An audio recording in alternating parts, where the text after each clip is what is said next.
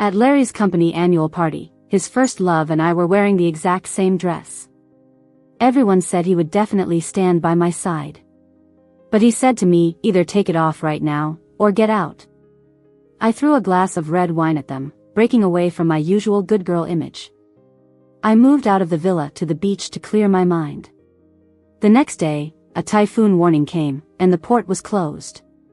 His brother advised him to reconcile with me. He casually replied, "She's just a stand-in, I'm already tired of her.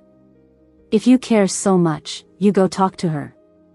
Later, when the port reopened, Larry aggressively stopped me. "Joan, had enough fun? Come home with me. Don't scare my wife, it was hard enough convincing her to come back." His brother smirked, "Plus, she should love me, not a stand-in like you." Tina walked in, wearing the same dress as me. Everyone's eyes fell on her. Larry's hand quickly left my waist. I could visibly see him step forward, putting some distance between us. A voice in the crowd said, "Tina is wearing the same dress as Joan. Larry will surely stand up for Joan." Tina seemed to think so too. She timidly approached me, tears in her eyes. "Miss Joan, I'm sorry. I didn't know you were wearing this dress too. I thought he only gave it to me." After she finished speaking, she lowered her head, wiping away her tears as if I had bullied her. People who didn't know her relationship with Larry tried to flatter me by scolding her. Joan's dress was posted by Larry on his official account a month ago. "Are you blind?" Larry glanced coldly at that person but looked at me, saying, "Daring to wear the same dress as my wife? Take it off now or leave." Seeing Larry angry, everyone began blaming Tina, calling her an outdated actress who didn't know her place. Some even envied me, thinking Larry was deeply in love with me. But they didn't know Larry was with me just to spite Tina. He posted the dress photo to make her jealous. Tina raised her head, a tear sliding down her cheek as she looked pitifully at Larry. "I came here to reconcile with you. Do you really want me to undress in front of everyone?" Larry's face showed little emotion, but I clearly saw a smile at the corner of his lips. The person who defended me rushed up and started tugging at Tina's clothes. "You think an actress like you can get back with Larry? I'll teach you a lesson on behalf of his fiancée." As Tina's dress was about to be ripped, Larry couldn't fake it any longer. He sprang forward, holding Tina tightly and growled, "Tina is my girlfriend. Touch her again, and see what happens." In an instant, everyone's eyes shifted to me. They seemed to be asking, "If Tina is Larry's girlfriend, who are you?" When my mom was in the late stages of cancer, she wanted the respect of being a wealthy woman's wife. So, my dad and I made a deal, and he sent me to Larry to act as Tina's stand-in. Every day, I wore clothes I didn't like, did things I didn't want to do, waiting for someone who didn't like me. Had never thought of escaping because Larry was my salvation 3 years ago. I always wondered if I could win his heart by being the way he liked. But in the end, I was just a shadow. Larry took off his jacket, gently draped it over Tina's shoulders, and kissed the tear at her eye. Turning around, he looked at me coldly, ordering like before, "Either take it off now or get out." Mocking voices echoed around. This time, not at Tina, but at me. Some people even took out their phones, ready to record my humiliation. I clenched my fists, silently staring at Larry. Tina, seeing he wasn't paying attention, gave me a provocative glance, then hugged him, choking out, "Larry, forget it. You've already stood up for me.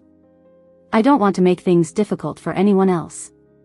Besides, I think Miss Joan didn't mean it. She just wanted to rise up too much and wore the wrong dress." Larry held her close, disdainfully saying to me, "Now that Tina's back, there's no reason for you to stay. Take off the dress and get out." His affectionate eyes turned icy when he looked at me. But with Tina, they were as warm as melted snow, gentle as water. This is the difference between a stand-in and true love. Suddenly, I couldn't take it anymore. Always belittling myself and flattering him was really tiring. Larry looked more furious than before. "Joan, did you hear what I said?" I took a deep breath, grabbed a glass of red wine, and threw it at both him and Tina in full view of everyone. With that done, I didn't wait for his response and turned to leave. The room was filled with gasps. But before I could step out of the event hall, Larry had someone throw me into the pool. He said, "Let her stay there and calm down. She can come out when she's thought it through." Larry's brother couldn't bear to see it and pulled me out of the pool, earnestly advising me. "Can't you find your place? What right does a stand-in have to compete?" Those who knew my family's situation couldn't help but say, "You've angered him, what's your family going to do now? Don't forget you're doing this for them." Initially, I did come as a stand-in for my family. But I fell in love with Larry for 3 years just because he held an umbrella for me on that rainy night when my mom passed away. You shouldn't have caused a scene today. If you had kept your cool, you might have won Larry's heart. But I'm tired. I can't keep throwing myself at him like a moth to a flame. That night, while Larry strode in pleased with himself, arm in arm with Tina, I had already packed my bags at the villa. He raised an eyebrow mockingly, "Thought it through? Realized your mistake?" I didn't respond and changed my shoes, suitcase in hand. His face immediately darkened as he questioned coldly, "Joan, haven't you had enough? Don't forget, you still depend on me." Tina feigned concern, saying, "I've already agreed to let Larry continue supporting you. Isn't that enough for you? What, do you still want to fight me for the title of Mrs. Larry and make him your personal ATM for life?" I didn't answer, just returned Larry's supplementary card. His face grew even grimmer. "So you don't care about your own survival?" "I've never used the money on that card." I said this one sentence and turned away. Larry punched the door in anger, sneering, "Stop all business with the J Group. Let's see if they still dare to teach this daughter." Feeling that wasn't enough, he yelled at me, "If you don't come back and admit you were wrong within 7 days, I'll really leave you." I moved out of Larry's villa and didn't return to the J Group. Instead, I took a boat to Deer Island. Deer Island is my mom's hometown, where she lived the longest before she passed. Losing love made me miss my mom even more. As soon as I reached the small courtyard, I got a typhoon warning. There aren't many people on the island, and all the shops were closed early due to the warning. I had no food or water stored here. I had to contact Anne to see if she could help. But when I made the video call, Larry appeared on the screen, passionately kissing Tina. Anne glared at them, saying loudly on purpose, "What? You have no water or food over there?" She then turned to face the two who had stopped kissing. Larry sneered without a care, saying, "She brought this on herself. I already gave her a chance. Can you speak like a human being?" And cried angrily, "It's a typhoon. She'll die there alone." Seeing Anne so upset for me made me feel bad too. I was about to tell her not to plead with Larry anymore. But Lucas, who had been sitting in the corner silently, suddenly asked Larry, "A typhoon could kill her. Are you really not going to get her back?" Larry's brow furrowed slightly, but Tina hugged him, whispering something in his ear, and Larry said, "She's just a substitute. I'm tired of her. If you want, go get her yourself."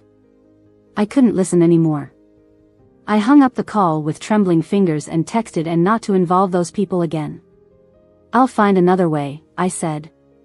But on this small island, there was really nothing I could do. At night, strong winds knocked out the power. In the dark, I curled up on the sofa. The wild wind and torrential rain outside reminded me of the night my mom passed away. I suddenly feared I'd meet the same fate, bidding farewell to this world in such a storm. Lost and helpless, someone banged heavily on my door. When I opened it, I saw Lucas's cold, indifferent face. He stood outside in a black suit, backlit, his deep gaze locking onto me. Instinctively, I gripped the door handle, defensive but speechless. Lucas is Larry's brother, the real power holder. People say he's ruthless, violent, and a merciless killer. On my first day with Larry, I saw him break a man's leg. I feared him even more than Larry. For these 3 years, I never dared to approach him or speak a complete sentence to him. It wasn't until I was in Lucas's car that I realized he might be here to take me off Deer Island. As the car started, he focused on his documents. He seemed like an ice sculpture, emitting a chilling aura. I sat close to the door, fingers almost digging a hole into the leather upholstery. I wanted to hide in it. As we passed the port, I gathered the courage to speak politely. "Thank you for picking me up. You can drop me off at the port ahead. I'm done with Larry. I shouldn't keep accepting care from his family. Moreover, Lucas is someone I genuinely fear." He set the documents down, staring at me like a predator, voice icy. "All routes are closed. Are you planning to swim back?" His serious tone made me shiver. I lowered my head, muttering, "Then why did you come to get me?" After I spoke, the car's temperature seemed to drop several degrees. Dangerous eyes bored into my head, forcing me to lower it even more. Lucas's slender fingers gripped my chin. He said, "Joan, never bow to anyone. Not even me." My heart skipped a beat. People around me always told me to be obedient, to live humbly and endure everything. Lucas was the first to tell me not to bow. And it seemed, maybe, Lucas wasn't as terrifying as I thought. "Remember, your mom loved you. She didn't want you to suffer in this world." Lucas spoke firmly. He even courteously supported my waist, drawing me closer to him. Seeing this side of him for the first time, I was slightly dumbfounded. The car suddenly made a sharp turn, and I crashed right into his arms. Seeing his furrowed brows, I was too nervous to move. I was terrified that even a slight move might anger him, and he'd break my legs like he did to that guy before. Lucas's expression remained stoic as he steadied me by the shoulders, coldly saying, "Scared of me?" I tried hard to steady my voice. "No, not at all. I'm sorry. I didn't mean to bump into you." Then, I lowered my head. Lucas seemed annoyed, telling the driver coldly to drive more steadily, and then he ignored me. The atmosphere in the car grew even more tense. I followed Lucas nervously to his villa on Deer Island. He had a servant take me to a guest room and didn't pay me any more attention. Honestly, I was exhausted and didn't spend much time thinking about his attitude. I fell asleep on the big bed. The next morning, hunger woke me up. Barefoot, I went to the living room, only to find Lucas in a video conference. He wore a white shirt, buttoned up all the way, hugging his slender neck. He looked both abstinent and tempting. I was so entranced that I didn't notice knocking over a blue and white porcelain vase. Before I could even apologize, Lucas was already up, his gaze like a scalpel cutting straight to my feet. "Why aren't you wearing shoes?" Startled by his strict tone, I curled my toes. Forgot. Lucas, face stern, came over and picked me up. Instinctively, I wrapped my arms around his neck and glanced at the still active computer, whispering, "Am I interrupting your work?" Would he be angry at me for causing a distraction? Dark currents flowed in Lucas's deep eyes. He turned to the computer and said, "That's all for today. My wife's awake. I need to feed her." Larry's suggestive laughter came through the video. "Bro, you got a woman now? So you're into ladies, not men? Let me take a look at her. I've seen plenty of women. I can help you check her out." As Larry spoke, I buried my face in Lucas's chest, too scared to lift my head.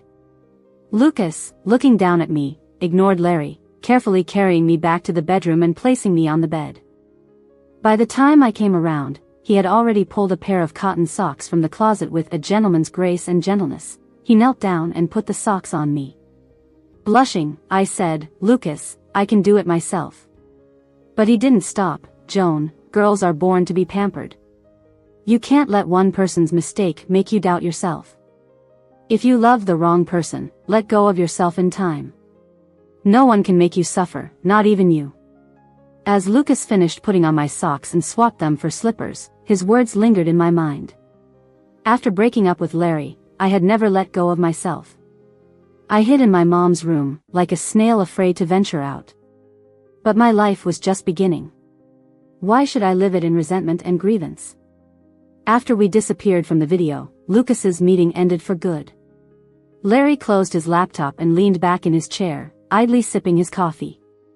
A friend beside him chuckled, "The girl in your brother's video just now had nice long legs, like Joan." Honestly, I really like Joan's legs since you guys broke up. Do you mind if I go after her? Larry frowned but deliberately said, "Go for it, I'm not stopping you."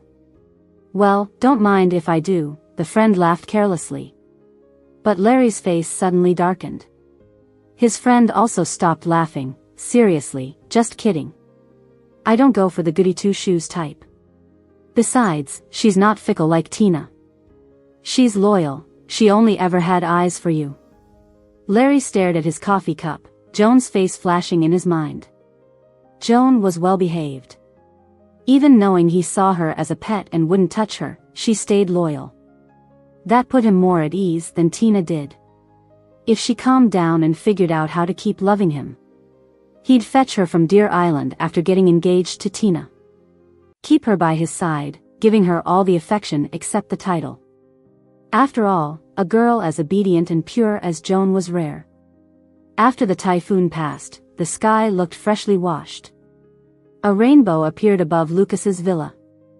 When I went out to see the rainbow, Lucas was already sitting in the garden. Beside him was a small swing, just like the one I used to sit on as a child. Do you like it? Gazing at the swing, I was lost in thought. Lucas appeared behind me, asking softly, "Want to give it a try?" Larry's villa had a swing too. But every time I wanted to sit on it, Larry would coldly say, "That's Tina's. You're just a stand-in, you don't deserve it." His eyes only ever saw Tina, forgetting many things didn't belong exclusively to her. Others, too, had the right to like them. This was the first time I sat on a swing since my mom passed away. Lucas stood behind me, gently pushing. As an adult, it was the first time I felt genuinely happy. It was like I could be that little girl my mom used to spoil again. "Joan, when you're happy, smile. You're not anyone's shadow, you're your own light." Lucas's voice came from behind me. His voice was cold, but each word was warm. It chased away the gloom that had covered my heart for 3 years. Suddenly, I felt relief. I should be Joan, free from all constraints, just being myself. 3 days later, Lucas and I returned to New York. Right off the plane, we ran into one of his business partners. A fat man walked up with a sycophantic smile, nearly bumping into me.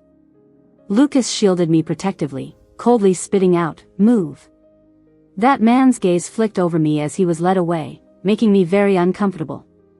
Lucas seemed to sense my unease too, saying sternly, "Don't like him?" I nodded. "Then I won't work with him anymore." I didn't expect a business-savvy man like Lucas to say that and looked at him in surprise, blurting out, "Lucas, you're acting like a king who's lost his mind over beauty." As soon as the words were out, I regretted them, lowering my head and wishing I could take them back. His finger lightly scraped my nose tip, and he actually chuckled and said, "If you like, I can be a lazy king for you my whole life." I'm not a fool with Lucian's company in these subtle flirts. I knew what he meant. But he's Larry's brother. And I wasn't sure if he would be genuine towards me, or just like Larry who had no real feelings, just whims. So even though I heard it clearly, I just rubbed my nose and pretended not to understand. I thought the airport incident was just a blip. But on the day I went to get documents from the J Corporation, I ran into that fat man again. He and 4 guys cornered me in an alley. "If it weren't for you, Larry wouldn't have canceled our deal. This time I'm gonna ruin you and give Lucas a tough time." After he said that, he ordered his men to cover my mouth with a wet handkerchief. I soon lost consciousness. When I woke up again, my eyes were covered with a black lace blindfold. My wrists and ankles were tied up. 2 women were spreading flower petals on the big bed while discussing changing me into a camisole nightdress. I had no strength, and once they placed me on the bed, I couldn't move at all. "She's beautiful." If I were a man, I couldn't resist. "Jack's guest is in for a treat tonight." I didn't know who Jack's guest was, but I knew what was coming. Fear spread through my body the moment the door closed. My palms were sweaty as I wriggled desperately, trying to reach the phone next to me. But it was useless. Suddenly, I felt so helpless. Why, just when I decided to let things go and start over, did fate have to shut this door on me? Am I really undeserving of happiness? Just as I was about to break down, the door opened. I heard the heavy footsteps of a man, and through the lace blindfold, I watched his long shadow approach me. I trembled violently, whimpering, trying to speak, but my mouth was taped shut, and I couldn't make a sound. "Stay out." Lucas's voice suddenly rang out. He took off his suit jacket and draped it over me, his actions gentle. But his voice to the guys behind him was icy. "Break their legs. Compile their cases from these years and hand them over to the police." A few bodyguards nodded and closed the door. Only then did Lucas remove my blindfold and peel the tape from my mouth. His normally stern face was clouded with anger, but softened when he saw my fear. He held me, kissing my hair over and over. "I'm sorry. I didn't protect you." For some reason, his voice trembled a bit. His eyes darkened as he looked at my neckline. I saw him take a deep breath and put on the blindfold he had just removed. I didn't understand. "Why are you wearing the blindfold?" He cupped my face, speaking softly. "I'm afraid I can't control myself and might hurt you." At that moment, I suddenly understood what my mom said: love is restraint, not reckless possession. I couldn't help but hug him and let myself cry. He held me the whole time, letting me vent all my emotions without saying a word to interrupt. It was the first time someone truly cherished me, and I selfishly wanted to try it. Lucas took me back to his villa. He, like Larry, didn't live with the elders of the Liu family. But he was different from Larry. His villa was clean, without any trace of other women. Even the housekeeper secretly told me, Lucas was so clean that the Liu family thought he liked men. He'd casually hint to me, "If you marry Larry, no one would question Larry's orientation anymore." Every time, as I pondered how to respond, Lucas would calmly tell the housekeeper, "She's not anyone's accessory. She has the right to choose her own life." He was different from Larry. Not at all like the people from the Joan family. I told Anne Lucas was the most gentlemanly, most respectful man I've ever met. And scoffed, teasing, "That's because you've never seen his ruthless side. But it shows he truly loves and cares for you. Joan, if he proposes, you should say yes." I laughed and shook my head. "He won't propose to me. He respects me too much. He only dares to test the waters, never daring to confess outright." I'd been with Lucas for almost half a month, and his care was always meticulous. The only time I saw him lose his cool was when Jack tried to trap me. So I couldn't believe he'd ever confess or propose to me. Love shouldn't be a motionless rock, it should be like flowing water. Only by actively approaching can it converge into a vast ocean. And, slightly frustrated, advised me, "Give him a hint. Give him a chance, and give yourself a chance too." Should I really give a hint? As I hesitated, Larry made headlines. Because that morning, Tina publicly announced their engagement in an interview, even boasting that Larry would buy her a 20-carat diamond ring. The internet was buzzing with envy for Tina. But someone posted photos of Larry with another girl. In the photos, a girl resembling Tina was tugging on his arm, begging for a designer bag, which he bought using the same card he had given me. Netizens mocked, saying Tina was feeling threatened and forcing a proposal. But Tina snarkily replied that it was just their fun. "But I know, this isn't about any thrill, it's just how Larry is. He never truly loves any woman, not even Tina. It's all about his ego. Now that Tina's trying to get back together with him, he finds it boring and looks for someone new." I'm suddenly grateful that I walked out of his life. Otherwise, I'd be like Tina, trying to prove Larry's love exists in this way. "You like that diamond ring?" I hadn't noticed Lucas sitting beside me, and my phone was zoomed in on the diamond ring Tina wanted. Clearly, Lucas misunderstood and thought I wanted it. I explained to him, but the next day he took me to an auction anyway. We sat in a VIP box on the second floor. Larry and Tina were on the first floor. When that diamond ring appeared, Lucas had his assistant bid $20 billion. I heard everyone's expressions downstairs were quite something. Larry was reportedly so shocked he couldn't speak. People were curious about who Lucas was buying the ring for, but security kept them away. Is he buying it for a man? Someone outside speculated. I couldn't help but chuckle when I heard that. But the next moment, Lucas suddenly kissed me. It was the first time he initiated something like this. I was so shocked, I forgot to breathe. As I was about to suffocate, He bit my lip as if punishing me and whispered, "Joan, can you do me a favor?" My vision blurred, and I looked up. "What favor?" "Marry me and prove to them where my interests lie," he said. When I got the marriage certificate, I was still in a daze. Lucas didn't take me home right away. Instead, he took me to my mom's grave. I never thought a man like Lucas would do this. "Rest assured, I will take good care of Joan and never let her suffer," Lucas swore at my mom's grave. He even staked his future on it. I knew every word he said was true. He wasn't like Larry. He genuinely cared for me. After leaving the cemetery, Lucas took me to his family's villa.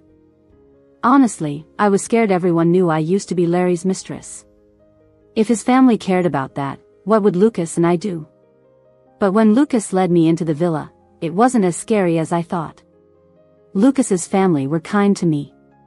Even the food on the table was prepared to my tastes.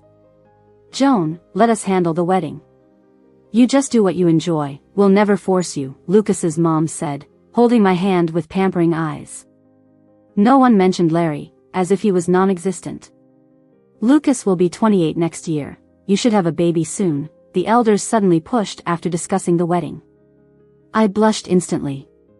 Lucas, holding my waist, coldly glanced at them and said with authority, "She's timid, don't scare her." At that moment, I realized it wasn't just me who feared Lucas. His family feared him too. But their kindness towards me wasn't out of fear. Leaving the villa, our car brushed past Larry's. He honked, signaling us to lower the window, but Lucas instructed the driver to ignore him. "Today's a good day, can't meet anyone unlucky," Lucas said. Larry had come to discuss his breakup with Tina. Restless from being unable to reach someone he wanted, Larry sought a substitute. But Tina, using the diamond ring to threaten him, made a scene.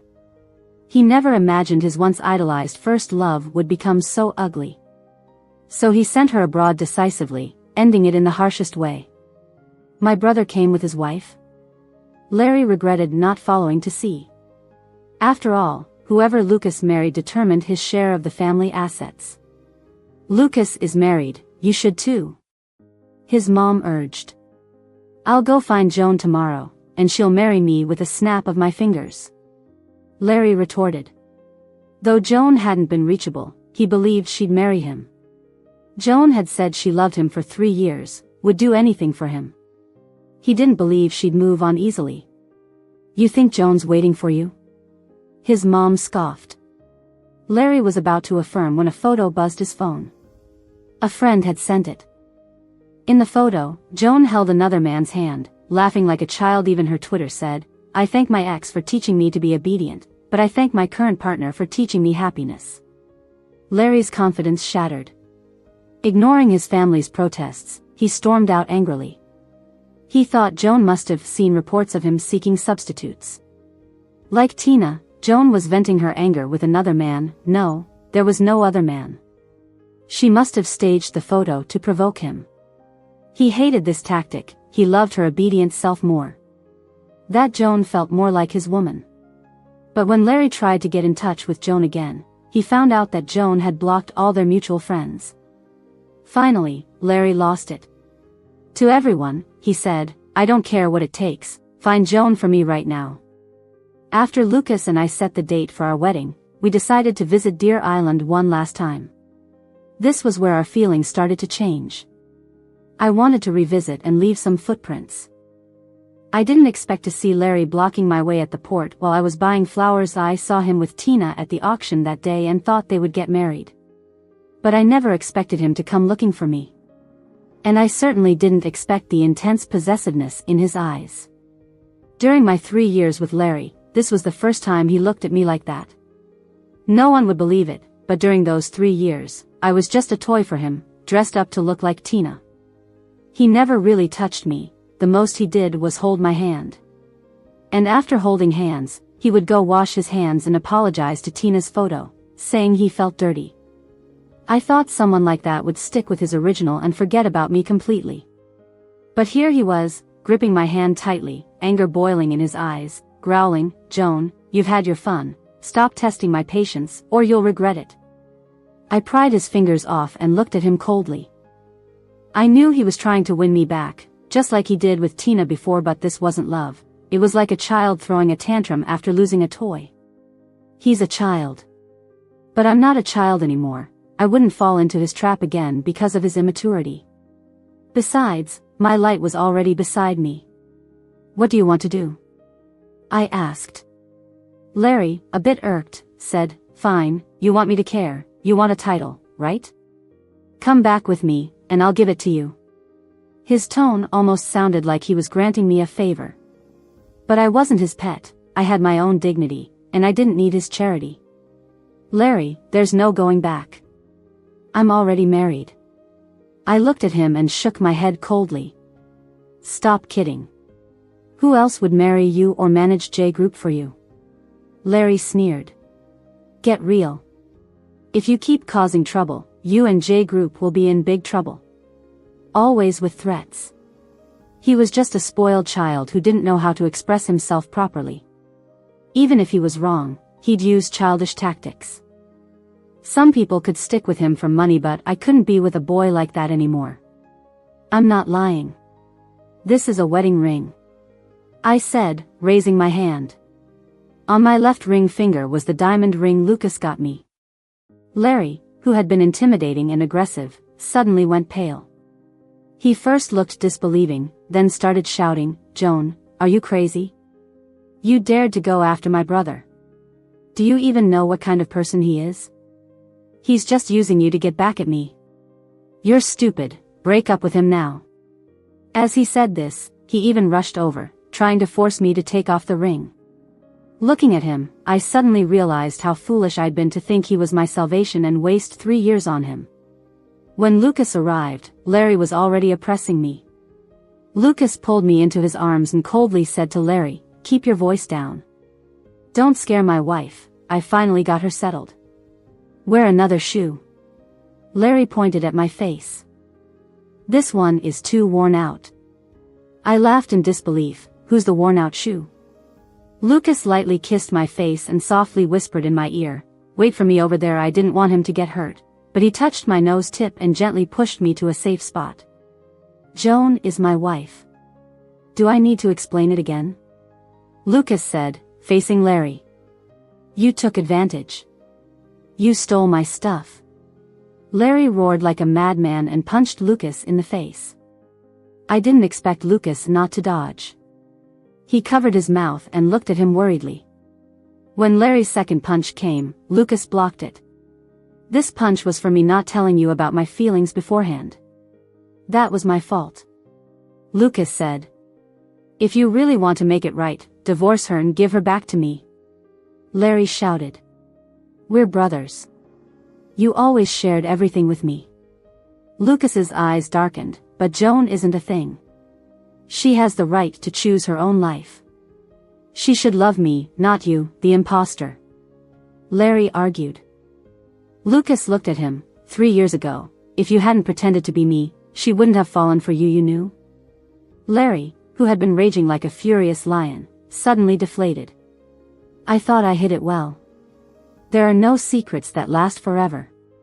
Lucas turned to me with a guilty look and explained, I always thought you liked Larry, so I assumed you forgot our promise.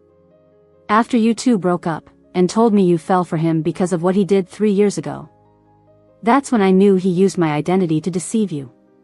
Joan, I'm sorry. If I had known the truth sooner, I wouldn't have let you waste 3 years on him. I never thought the person who saved me in the rain 3 years ago was Lucas. And the person I promised to marry was him. And he remembered my words. Standing there, I needed time to process this shocking revelation. Lucas, like a prisoner awaiting execution, stood quietly in front of me, waiting for my judgment. Seeing his eyes and recalling all he had done for me, I hugged him tightly. Thank you, Lucas. Thank goodness it was you. Because it was him, I had no regrets. Crying, I reached up to kiss him. Lucas held my head, deepening the kiss while murmuring apologies into my lips.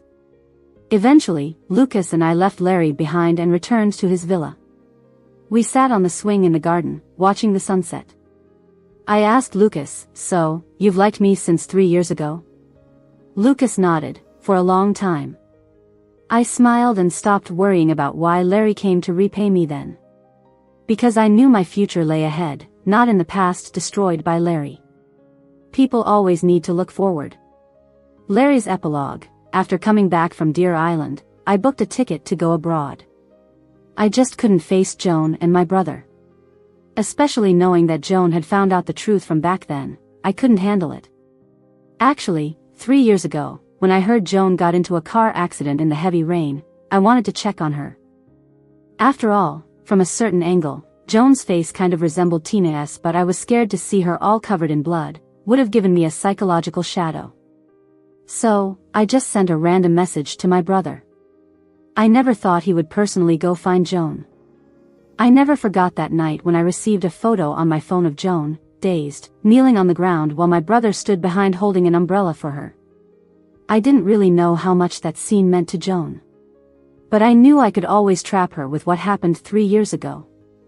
So, after I took my brother's place, I was happy, and kept reminding Joan to be grateful, one way or another, over these 3 years. I liked having her around like she was some little toy in my world. I thought I'd never fall for a stand-in like her. But unexpectedly, this time, Joan left. And she took my heart with her. I'll never see her looking at me with those starry eyes again. And I might never love anyone again.